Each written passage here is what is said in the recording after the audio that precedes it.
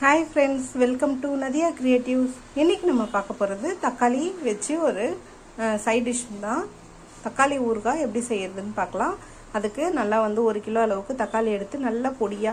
இது வந்து தண்ணியே கொஞ்சம் கூட படக்கூடாது நம்ம தக்காளியை நல்லா வாஷ் பண்ணிட்டு ஒரு காட்டன் துணியில போட்டு நல்லா தொடச்சி ஒரு 1/2 ஹவருக்கு நல்லா ஆறட்டோம்னா அதுக்கு அப்புறம் தக்காளியை வந்து நான் பிளேட்ல கட் பண்ணி வச்சிருக்கேன் அது கூட ஒரு சின்ன எலுமிச்சைப்பழம் அளவுக்கு புளி வந்து கொஞ்சமா ஊற வச்சிருக்கேன் இப்போ கடாயை வந்து அடுப்புல வச்சு எண்ணெய் வந்து ஒரு நல்ல ஒரு அளவுக்கு ஊறுகாய்க்கு எப்பவுமே எண்ணெய் வச்சாதான் நல்லா இருக்கும் அதுக்கு வந்து கடுகு ஒரு 1.5 ஸ்பூன் அளவு சேர்த்திருக்கேன் இதுக்கு கூட கருவேப்பிலை கொஞ்சம் சேர்த்துக்கலாம்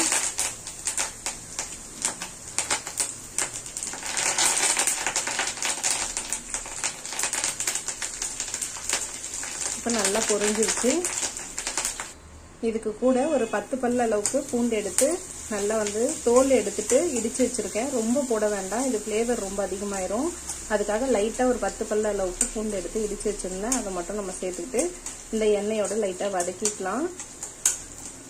இப்போ இதுல வந்து நம்ம இந்த தக்காளியை சேர்த்துக்க போறோம் எல்லா தக்காளியும் சேர்த்துக்கலாம்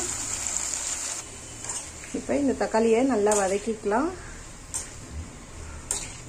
ஃபுல் ஃப்ளேம் வச்சு கொஞ்சம் நல்லா சலசலன்னு வதங்கி வர சமயத்தில் அதுக்கப்புறம் உப்பு மஞ்சள் பொடியை மட்டும் சேர்த்துக்கலாம் மிளகா பொடி வந்து கொஞ்சம் பாதி வேக்காடு வெந்த பிறகு ஒரு 75% வெந்த பிறகு தான் நான் வந்து வெறும் மிளகா பொடி சேர்த்துக்க போகிறேன் குழம்பு மிளகா பொடி கிடையாது வெறும் மிளகா பொடி சேர்த்துப்பேன் இப்போ இதை நல்லா வதக்கிட்டே இருக்கலாம் இது வந்து எப்படி பார்த்தாலும் ஒரு 1/2 ஹவர்லேருந்து 3/4 ஹவர் வரைக்கும் ஆகும் இது வதங்கிறதுக்கு இது நல்லா வதங்கின பிறகு நம்ம புளியை கரைச்சி ஊற்றிக்கலாம் இப்போ இது நல்லா வதங்கிட்டே இருக்கும்போது 1 ஸ்பூன் அளவுக்கு சால்ட் உப்பு ஒரு 1/4 ஸ்பூன் எக்ஸ்ட்ரா சேர்த்துக்கலாம் நல்லா வந்து தக்காளி வதங்கும் அதுக்காக மஞ்சத்தூளும் உப்பும் மட்டும் முதல்ல சேர்த்துக்கணும் சேர்த்துட்டு இதை நல்லா வதக்கிக்கலாம் ஒரு 10 நிமிஷத்துக்கு நல்லா வதங்கின பிறகு நம்ம புளி கரைச்சி ஊற்றிக்கலாம் இப்போ இந்த அளவுக்கு நல்லா வதங்கிருக்கு ஒரு 10 நிமிஷத்துலேருந்து ஒரு 15 நிமிஷம் வரைக்கும் நல்லா வதங்கிருக்கு இந்த ஸ்டேஜில் நான் புளியை கரைச்சி திக்காக எடுத்து வச்சிருக்கேன் இப்போ இதை வந்து நம்ம சேர்த்துக்கலாம்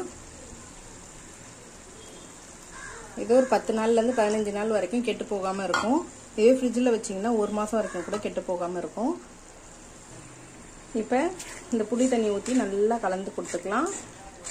இப்போ இது கூட வெறும் மிளகாத்தூள் வந்து நம்ம சேர்த்துக்க போகிறோம் இப்போ வெறும் மிளகாத்தூள் வந்து ஒரு 2 ஸ்பூன் அளவு சேர்த்துக்கலாம்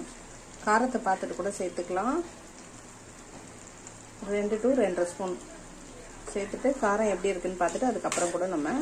சேர்த்துக்கலாம் இப்போ இது வந்து கரெக்டாக இந்த எண்ணெய் பிரிஞ்சு வருது பாருங்க இதுதான் இது கரெக்டான பதம் எண்ணெய் ஃபுல்லாக அப்சர்வ் பண்ணிட்டு நம்ம மிளகா பொடியை சேர்த்து ஒரு 5 to 10 நிமிஷம் வதக்கும் போது எல்லாம் அப்சர்வ் பண்ணிட்டு திரும்பி வந்து இந்த மாதிரி வெளியே வரும் எண்ணெய் பிரிஞ்சு வரும் இது இந்த அளவுக்கு வந்த பிறகு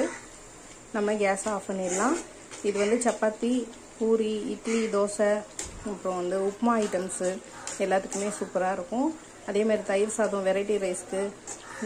அது மாதிரி சாப்பாடுக்கும் நல்லாயிருக்கும் ஊறுகாய் மாதிரி